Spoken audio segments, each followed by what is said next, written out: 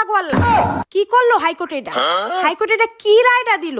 হ্যাঁ, মহিলাকে অনুমতি ছাড়া বলে জামাইরা 2টা বিয়া কইরা লাইতে পারে, বড় বউয়ের কোনো অনুমতিই লাগবো না, মানে বেটাকে ইচ্ছা মতন বিয়া কইরা আরেকটা বউ ঘরে আনতে পারবো। হ্যাঁ, এই বাংলাদেশের হাইকোর্টের মাথায় কোনো গিলু আছে? হ্যাঁ, এগো কি কোনো ধারণা আছে এই বাংলাদেশের সরকার গো? কোনো ধারণা আছে যে হেরা যে ভোটে দাঁড়াইবো, প্রধানমন্ত্রীতে দাঁড়াইবো, ভোটটা পাইবো কই? এই বাংলাদেশে পুরুষের চাইতে বেশি জনসংখ্যা হইলো মহিলারা। আমরা মহিলারা যদি ভোট না দেই, সরকার না বানাই, কেডায় ভোট দিব? যেডি পুরুষ আছে বাংলাদেশে অর্ধেকের বেশি বিদেশে এই বইরা থাকে। হ্যাঁ, ভোটটা দিব কেরা?